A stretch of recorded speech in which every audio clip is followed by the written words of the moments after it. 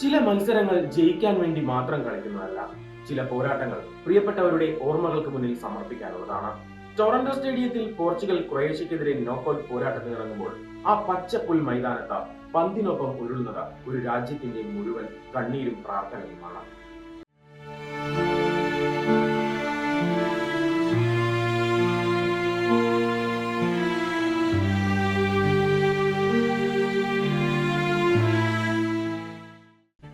അതെ, പോർച്ചുഗലിൽ ആ മത്സരം നടക്കുന്നത് ജൂലൈ 3-നാണ്, കൃത്യം ഒരു വർഷം മുമ്പ്.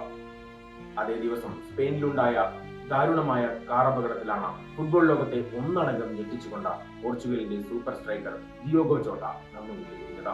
കേവലം 28-ാം വയസ്സിൽ പൊലിഞ്ഞുപോയ ആ പ്രിയ കൂട്ടുകാരന്റെ ഒന്നാം ചരമവാർഷികത്തിലാണ് പോർച്ചുഗൽ ഇന്ന് തങ്ങളുടെ ഏറ്റവും നിർണായകമായ ലോകകപ്പ് മത്സരത്തിന് കൂട്ടുകിട്ടുന്നത്.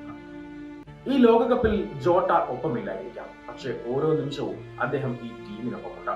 കോച്ച് റോബർട്ടോ മാർട്ടിനസ് തന്റെ സ്ക്വാഡിലെ ഒരു ഹോണററി അംഗമായി ജോട്ടയെ ഇന്നും നിലനിർത്തിയിരിക്കുന്നു. ജോട്ടയുടെ അടുത്ത സുഹൃത്തായ റൂബൻ നെവസ് നാളെ കളിക്കുന്നത് ജോട്ടയുടെ ആ 21-ാം നമ്പർ ജേഴ്സി ധരിച്ചാണ്.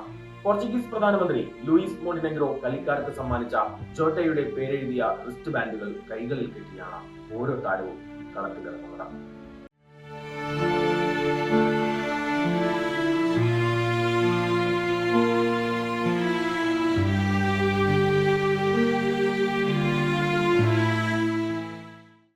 ജോട്ടയുടെ ഭാര്യ റൂത്ത് കാർഡോസോ അയച്ച വൈകാരികമായ കത്ത് നെഞ്ചിലേറ്റിയാണ് പറങ്കിപ്പട കൂട്ടുകെട്ടുന്നത്. ഡിഫൻഡർ വിറ്റ്നിഹ പറഞ്ഞതുപോലെ ഈ മത്സരം പോർച്ചുഗൽ എന്ന രാജ്യത്തിന് വേണ്ടിയും ജോട്ടയ്ക്ക് വേണ്ടിയും കൂടിയുള്ളതാണ്. ദേശീയ ജേഴ്സിയിൽ 49 മത്സരങ്ങളിൽ നിന്ന് 14 ഗോളുകൾ നേടിയ ഈ വടക്കേ അമേരിക്കൻ ലോകകപ്പിൽ പോർച്ചുഗലിന്റെ മുൻനിരയിൽ ഉണ്ടാകേണ്ടിയിരുന്ന ആ പ്രിയ സഹോദരന് വേണ്ടി അവർ ജീവൻ മരണം പോരാട്ടം നയിക്കും. തീർച്ച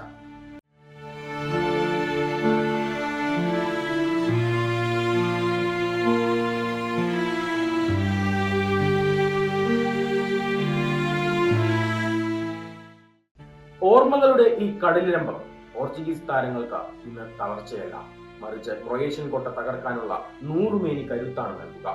പ്രിയപ്പെട്ട ദിയോഗോ ജോട്ടയ്ക്ക് പ്രണാമം അർപ്പിച്ചുകൊണ്ട് അവർ ക്വാർട്ടർ ഫൈനലിലേക്ക് മാർച്ച് ചെയ്യുമെന്ന് തന്നെ നമുക്ക് പ്രത്യാശിക്കാം. സ്പോർട്സ് ഡെസ്ക് തന്നെ.